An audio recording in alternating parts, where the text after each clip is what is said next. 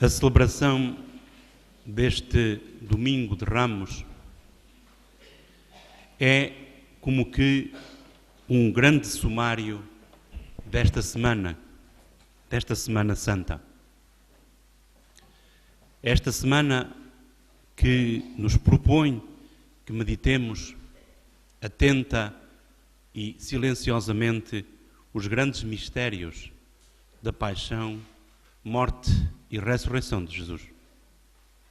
E por isso, o que já fizemos há momentos da procissão com os ramos, que é muito mais do que procissão de ramos, e deixem que faça aqui um pequeno parênteses, não deixa de ser interessante que de repente uma coisa quase que parecia intocável, que eram os ramos de palmeira, deu-lhes o bicho. O que é que isto pode querer dizer? Desde logo, o sinal da palmeira, a palma do martírio, porque era colocado nas mãos dos mártires. Então, se lhe deu o bicho, e portanto já não trazemos, ou trazemos muito poucos sinais de ramos de palmeira, será que deu o bicho ao testemunho da fé? Deixa a pergunta. Mas nada é por acaso. Celebrar hoje, e neste primeiro momento, esta procissão, é recordarmos essa vivência dos discípulos e da multidão anónima. Essa mesma que no narrativa que escutamos há momentos, hoje segundo São Mateus, essa multidão ficou exatamente ao contrário do que tinha feito no Domingo de Ramos. Vejamos por isso alguns aspectos e, de algum modo, ao querermos fazer este pequeno percurso, estamos a cumprir um desejo do nosso Bispo. Ele, numa carta, e não vou ser inconfidente, uma carta que enviou aos padres, disse que recordássemos às pessoas, àquelas que habitualmente vêm estar connosco nas celebrações, as principais razões, os principais aspectos que se celebram nesta Semana Santa. É isso que vamos fazer. Antes, porém, deixem que partilhem convosco uma frase que li hoje. E tão simples. Era uma entrevista num jornal de eu chamo-lhe rapaz porque é mais novo do que eu, que é vereador de uma Câmara Municipal que não daqui desta região. E a determinada altura fizeram-lhe a pergunta: mas o que é que acha de os jovens estarem a sair da igreja? Porque hoje é também o Dia Mundial da Juventude. E em quase todas as dioceses, entre as quais a nossa, se fazem momentos de celebração com os jovens. E ele disse esta frase que me deixou a pensar: não importa se são muitos ou se são poucos, o que importa é o que os que cá estão se amem.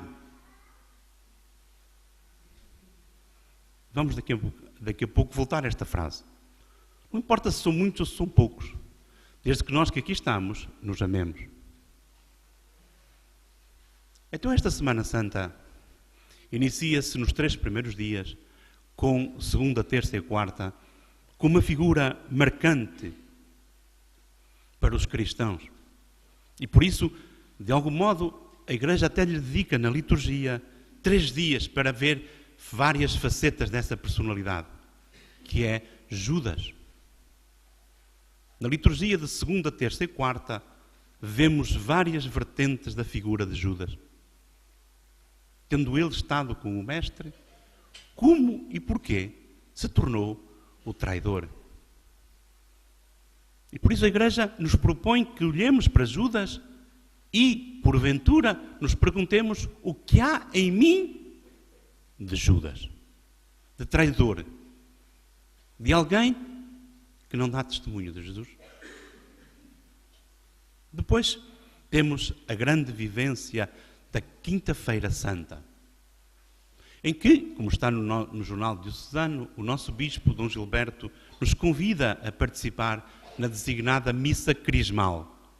Isto é, naquela celebração em que todos os padres da Diocese, e há alguns que só vão mesmo a essa celebração, nunca mais a gente os vê durante todo o resto do ano, nesse dia, os padres, na Missa da Manhã, renovam diante do Bispo e do todo o povo de Deus a sua consagração. Mais do que votos, são momentos de consagração. E nessa mesma celebração, o nosso bispo faz a unção, ou a bênção, melhor dizendo, de 3 óleos. O óleo dos enfermos, o óleo dos catecúmenos e o óleo do crisma. E falo numa comunhão com o presbitério. O presbitério é o conjunto dos padres. E, nesta mesma manhã, damos graças a Deus porque Deus nos deixou na Igreja um ministério sacerdotal ordenado. Como isto se torna importante perceber, é como que o preâmbulo para toda a vivência da Semana Santa, agora já no tríduo pascal.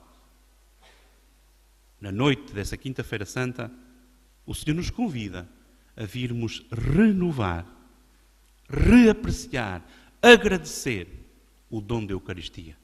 E temos que, na Quinta-feira Santa, temos na manhã o sacerdócio e na tarde a Eucaristia. Tarde e noite a Eucaristia. Os 2 grandes dons de Jesus, que continua hoje na Igreja. O Padre enquanto ministro de Jesus e o Padre enquanto servidor da Eucaristia e da Igreja. Depois temos esse tempo que, na medida do possível, seria importante vivê-lo sem criarmos em cenários, mas vivê-lo numa espécie de recolhimento, de adoração com o Santíssimo Sacramento. Esse tempo da Quinta-feira Santa, da passagem da Quinta para a Sexta-feira Santa. E depois temos, na Sexta-feira Santa, a celebração por excelência, longa, bela e ao mesmo tempo intensa, de 2, 3 momentos. O momento da escuta da palavra de Deus. O momento da adoração da cruz. E depois o momento da comunhão, particularmente a comunhão eucarística, nesse dia, só sob a forma mais simples, que não da celebração da Eucaristia. E por isso, a adoração da cruz é algo que, para quem não tem fé, é esquisito. Adorar uma coisa. E muitas das vezes, quando colocamos o Cristo na cruz para a adoração, deveríamos nós próprios perguntar-nos: onde é que eu estou? Em que aspecto é que eu continuo a ter a responsabilidade, possivelmente, deste Jesus, continuar a ser crucificado nos outros? Exatamente a frase que há momentos partilhava. Até que ponto é que cada um de nós que aqui está agora, continua a crucificar Jesus quando não ama os outros? Quando em casa, no trabalho, na rua, na igreja, onde quer que qualquer um de nós se encontre, podemos continuar a crucificar Jesus de tantas formas. Se Deus quiser, haveremos de meditar nesse dia algumas facetas e algumas personagens desse caminho da crucifixão, caminho de Jesus na cruz. E nós temos aqui, ainda bem que temos, a possibilidade de à noite fazermos um tempo de meditação. E este ano vamos fazer um tempo de meditação percorrendo outras ruas que não temos percorrido. Exatamente para perceber, e não é para fazermos um enterro de ninguém. Aliás, a expressão procissão do enterro do Senhor é errada. Mas foi assim que ficou, deixemos-la continuar, expliquemos o sentido. Em que somos chamados a meditar. E, desgraçadamente, às vezes acontece, se temos, como aqui temos, uma banda que toca, no intervalo fala-se. É pena. É pena porque, afinal, algo de novo está aí. Algo de novo até nos convida a viver. Deixem que agora por momentos recue uns segundos atrás para ir a outro gesto que nós temos por hábito ter na celebração da Quinta-feira Santa, que é o lava-pés. E que pena que se chame a missa do lava-pés. Porque não é. O lava-pés Também não é um fait divers. O lava-pés é um sinal. E muitas das vezes, como seria bom, deixem que diga assim, como seria bom que na Quinta-feira Santa viéssemos lavar os pés àqueles a quem podemos ter ofendido. Àqueles a quem podemos ter ofendido. Isso é que era importante. Não é àqueles a quem nos possa dar gosto. Porque Jesus lavou os pés aos seus, inclusive a Judas. Judas ainda participa no lava-pés. E só depois é que sai. E também vemos o diálogo, ao mesmo tempo interessante e esquisito, de Pedro com Jesus no lava-pés.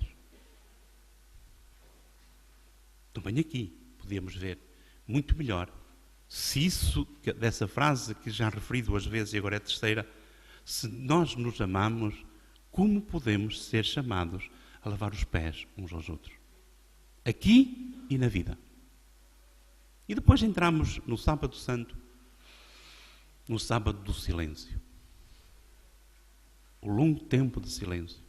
É muito interessante e por isso convido também a podermos rezar a liturgia das horas do Sábado Santo e aí, nesse aspecto, o convite ao repouso, que não é meramente ao lazer. O repouso é o estar com Deus.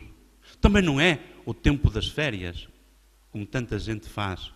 Saberá lá porquê. Para irromper na grande noite da Vigília Pascal. E deixem que ponha aqui uma frase que já me tem sido feita várias vezes a pergunta, e às vezes ao telefone. Então diga-me lá, a que horas é que é a missa da noite?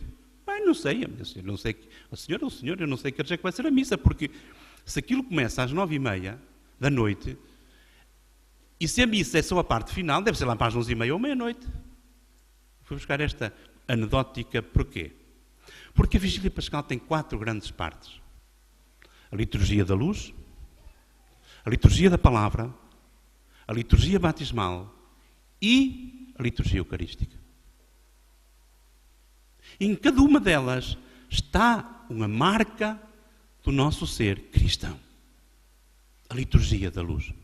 Tudo às escuras. Acende-se o círio pascal. Acendemos as velas do nosso batismo no círio pascal. E fazemos o grande precónio, o grande anúncio, em que dizemos em oração que Jesus é que é a luz. Depois escutamos várias leituras. E este ano não vamos ter aqui aquela coisinha que dá a saber a que ponto é que já vamos. Não vamos. Vamos tirar isso. Não vamos ter as velinhas aqui a acender. Porque senão adormeci, olha, já vai na 4ª. Afinal ainda só está na 3ª. É interessante, mas pode cair no ridículo. Escutamos os textos fundamentais da história da salvação. Desde o Gênesis, passando pelo Êxodo, indo aos textos dos profetas. E depois, chegamos lá, ao Novo Testamento. Com a proclamação, no intervalo do Glória, que já não se reza em celebração dominical desde o princípio da Quaresma, há mês e meio atrás, para depois vivenciarmos a proclamação do Evangelho. E depois passamos à liturgia batismal. Temos, se Deus quiser, hoje, este ano, alguns batismos. É de crianças? Não, é de adolescentes, porque não são propriamente criancinhas, são já, vão fazer depois a primeira comunhão.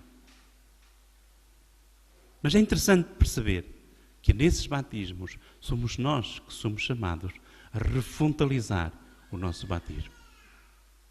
Inclusive com a expressão da Assembleia, com a água batismal. E finalmente, na Vigília Pascal, entramos na liturgia eucarística, em que retomamos a grande vertente da Quinta-feira Santa, em que, sobre o altar, nós colocamos o pão e o vinho. E como seria interessante que nós viéssemos para essa Eucaristia, e estamos a falar da parte final da Vigília, com outra roupagem, Deixem que diga isto, porque às vezes as pessoas não entendem estas linguagens. Não entendem o que quer dizer. Até entendem. Como seria importante, e já o temos feito proposta, que as pessoas viessem o mais claro possível, para se perceber a força da ressurreição, que se celebra na Vigília Pascal. Este resumo da nossa caminhada de Semana Santa é exatamente para nos incentivar.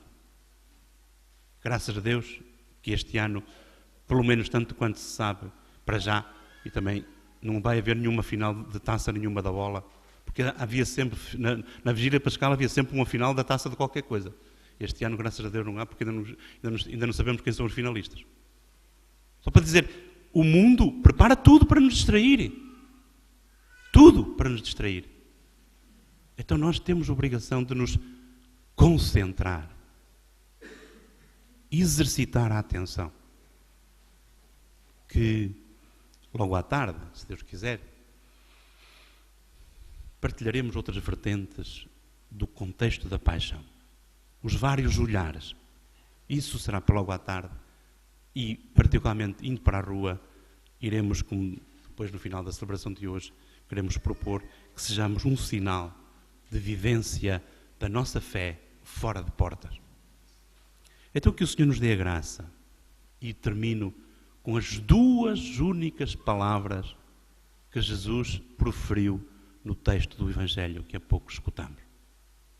Primeira frase: é como dizes. O que é que isto quer dizer? É como dizes. Segunda frase, citação em aramaico do refrão do Salmo responsorial. Eli, Eli, lama sabachthani. Meu Deus, por que me abandonaste? Então que o Senhor nos dê a graça de sentirmos que Ele não nos abandona e que também o Senhor tenha a graça de sentir que nós não o abandonamos.